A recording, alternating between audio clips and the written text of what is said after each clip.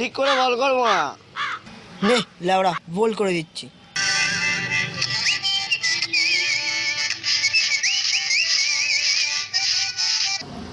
নে লেওড়া ছক্কা।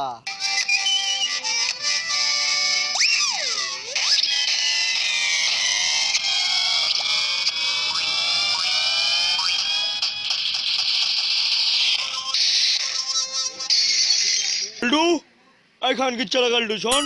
বলুন স্যার। এটা কোন গুদমানি বেটা করেছে তাকে খুঁজে বের কর। ঠিক আছে স্যার, তবে কোন খানকির ছেলেগুলো করেছে বুঝতে পেরেছি স্যার।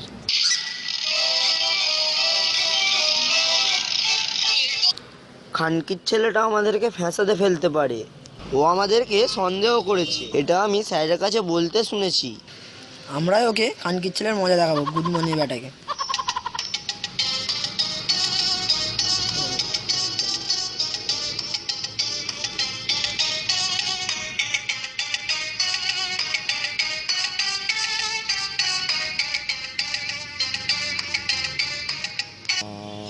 এই গুদমানি বেটা, তুই স্যারের করে কি কাম আছে খানকির ছেলে?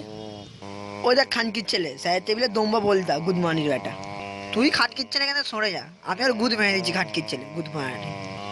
এক ঘায়ে ওর গাড় ভেঙে দেবো খাটকির ছেলে। রেডি 1 2 3, এই গাড় মারেছে খাটকির ছেলে। এ কি আমার এস্টে ভাঙা? মনে হয় অপরাধীকে পেয়েছে। কেলটু দৌড়াচ্ছে, মনে হয় কিছু পেয়েছে।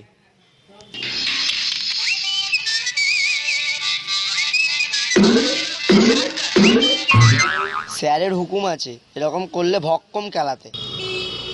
এই মকায় গুদমানি বেটার গাঁড় ভেঙে দেবো। দেখ বেত কোথায়, বেত কোথায়, বেত কোথায়, এই তো। এই যা। ইস, এটা কি করলে মারা?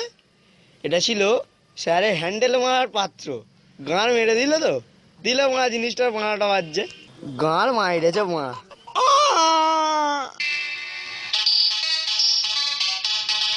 বুড়ো জানতেও পারবে না এটা আমার কাজ মারা। কি আশ্চর্য, কেলটু আমার বাঁ হ্যান্ডেল মারার পাত্রটা ফেলে কোথায় গেল? নিশ্চয়ই বোনা দোষীর পিছনে ধাওয়া করেছে। আমি নিশ্চিত এইসব ষড়যন্ত্র দুই গুদমানিরই কাজ খানকির ছেলে মা চুজ্জি। দুটো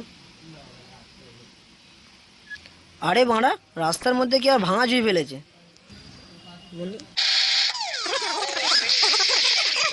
কেলটু, খানকির ছেলে, বল মেরে জানলার কাঁচ ভাঙলি, তার মানে সব কাজ তুই করেছিস।